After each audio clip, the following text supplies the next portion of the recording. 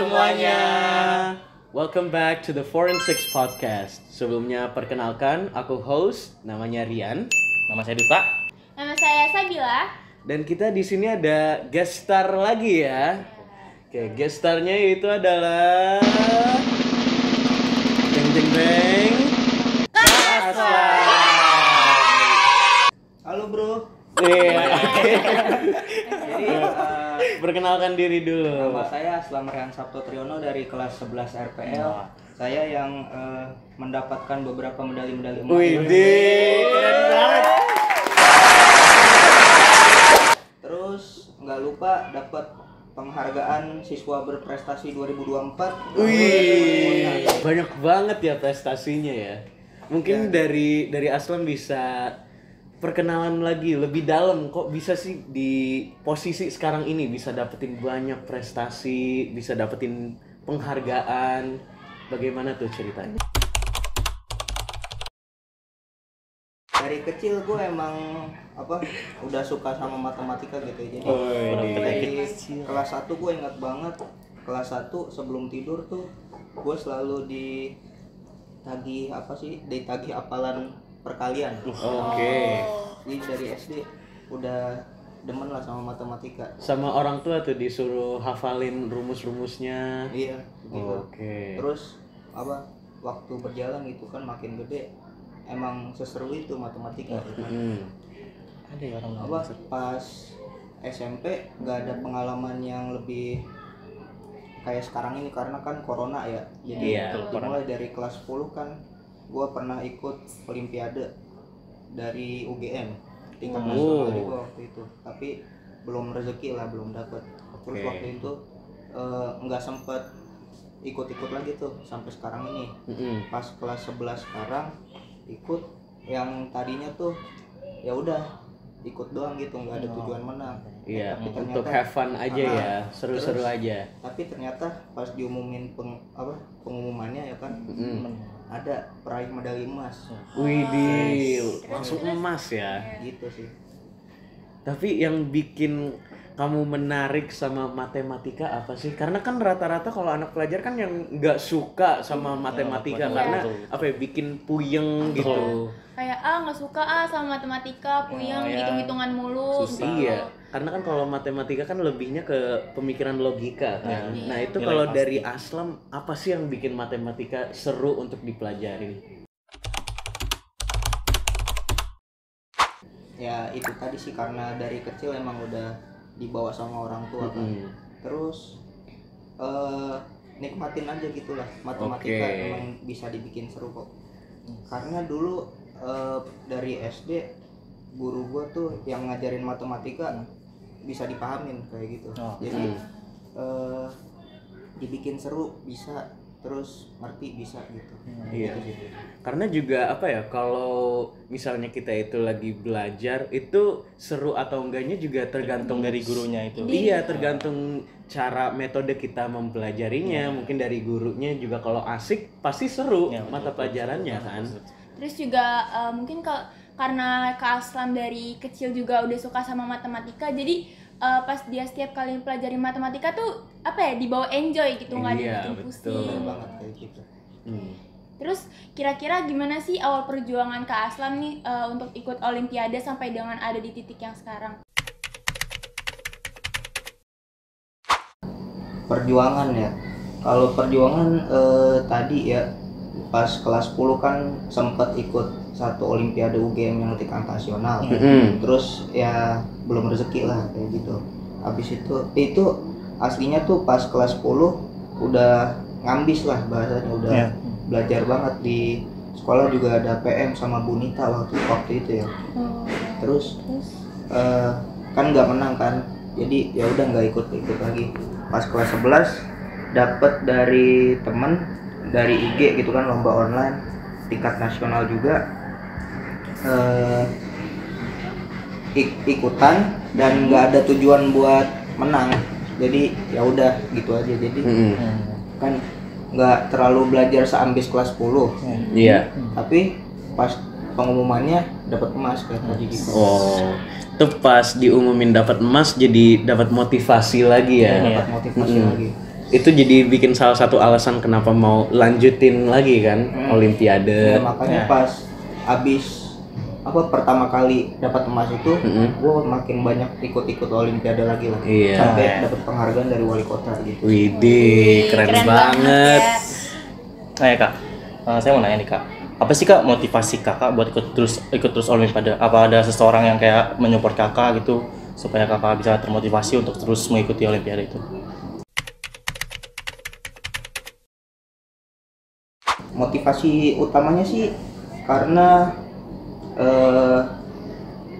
buat masuk kuliah dari jalur prestasi itu bisa ngelampirin sertifikat yang dari Olimpiade kayak gitu. Jadi ya gue ikut Olimpiade gitu lah biar bisa dilampirin, terus dapet kampus yang paling bagus gitu. Iya.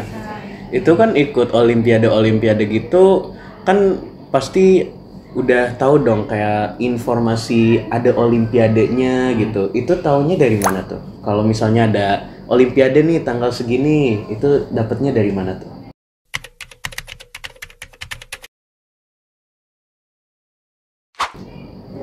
Kalau yang kelas 10 saya ditawarin sama Bu Nita. Ya kan? Guru matematika ya. Guru matematika. Kalau yang sekarang ini kelas 11 gue dapet dari IG lah, Explorer IG. Sering muncul gitulah lomba-lomba online kayak gitu. Jadi tinggal searching online aja udah ada ya Olimpiade gitu. Apalagi sekarang kayak zaman udah canggih juga ya, jadi mau nyari apa aja tuh di internet banyak dan bisa kita explore gitu. Dan juga kalau mau daftar Olimpiade itu ada persyaratannya, ada biayanya atau gimana tuh? Kalau biaya yang gue ikutin ikutin nggak ada sih, cuman persyaratannya kalau online tuh paling follow IG, nge-tag teman gitu-gitulah. Oke. Terus kan Kak Aslam nih udah sempat beberapa kali ikut Olimpiade ya. Nah itu kira-kira titik terendah atau titik pahitnya selama ikut Olimpiade tuh apa aja sih yang udah pernah Kak Aslam rasain gitu?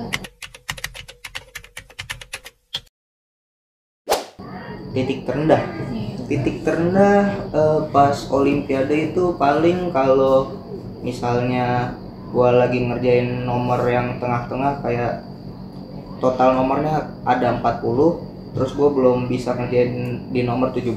Itu gua stuck banget di situ. Jadi makan waktu yang lama banget, waktu terus berjalan tapi gua masih stuck di nomor itu pusing banget itu. Gitu sih. Itu karena satu nomor itu bisa bikin ngedown ya rasanya ya. Nah, tapi kalau misalnya pas lagi nge-stuck di tengah-tengah gitu nih, bingung mau jawab apa gitu. Nah, itu kita bisa nggak sih lanjut ke ke soal selanjutnya dulu, baru nanti yang soal nomor 17 itu misalnya kita kerjain nanti belakangan gitu. Bisa kayak gitu bisa. Nah, terus Kak, kan tadi kan si Siva nanyain untuk titik terendah Kakak. Nah, kalau untuk momen yang paling berkesan selama ikut Olimpiade itu apa Kak?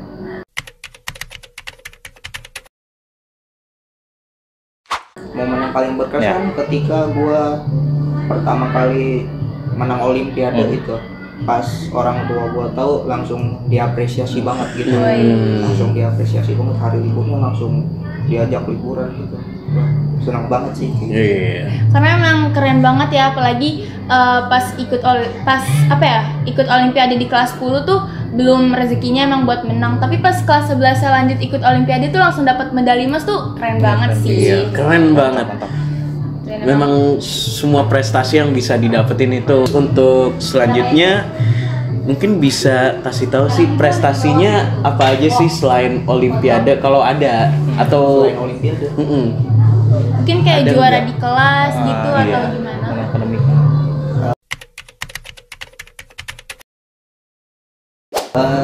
Juara di kelas Atau jarang sih. Ranking di kelas paling ranking 3 atau ke bawah, nggak pernah ranking 1 atau 2. Karena gua demennya tuh matematika doang, jadi nilai yang 90 tuh matematika doang. Udah gitu. jadi nilai rata-ratanya keangkat sama nilai matematika ya. Tapi kalau Olimpiade udah berapa medali sih kalau boleh tahu? Sejauh ini ada berapa ya? Ada 4 sih. 4. Widih. Itu selama kelas 11. Kelas 11. Wah. Karena kelas 10 kan yang itu belum rezeki. Tapi kalau misalnya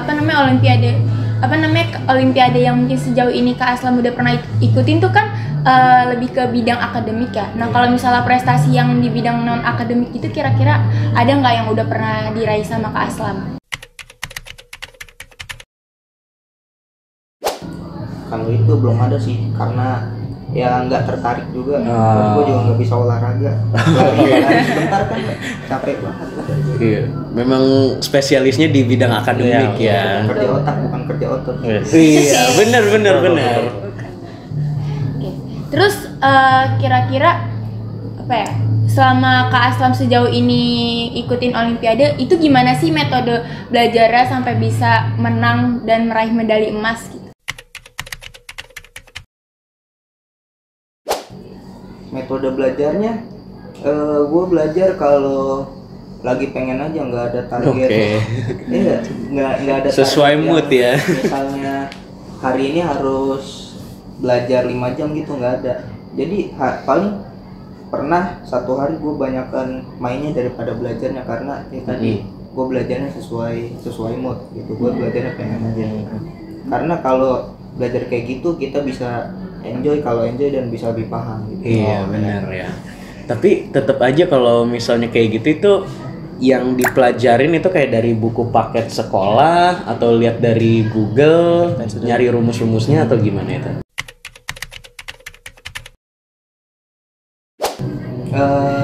Dari luar sih, karena kan gue ikut fisika ya, di sekolah nggak ada. Jadi gue nyari-nyari dari luar, terus gue ikut bimbel juga. Oh, bimbel. Jadi belajar dari situ juga. Tapi kalau misalnya dari orang tua sendiri itu ada paksaan untuk ikut lomba-lomba gitu nggak, atau emang pure kemauan dari dirinya Kak Aslam sendiri? Nggak ada sih. Jadi gue ikut olimpiade gini dari kemauan gue sendiri gitu. Terus kira-kira ini kita udah sampai ujung acara ya. Nah, kira-kira dari Aslam ada nggak sih kayak kata-kata, mungkin kesan-pesan atau mungkin kata-kata motivasi untuk para penonton nih ya, para teman-teman kita untuk bisa menjadi seperti Aslam, bisa mendapatkan banyak prestasi, mengikuti olimpiade, apa? Ada nggak? Kata-kata dari gue ya singkat aja sih. Rajin-rajin belajar, tetap semangat, beramal baik. Mudah-mudahan cita-cita tercapai. Widih, mantap, keren. Mungkin itu aja yang untuk podcast kali ini ya teman-teman. Terima kasih banyak juga untuk teman-teman yang udah nonton kita di episode kali ini. Ya. Dan jangan lupa untuk nonton di episode berikutnya lagi, karena kita masih banyak lagi kan. Kalau misalnya kalian belum nonton di maksudnya episode sebelumnya, jangan lupa ditonton juga ya. Terus jangan lupa subscribe channel Forensics Podcast. Iya. Mungkin itu aja sih ya dari kita. Inilah Forensics Podcast. Terima kasih. Dadah.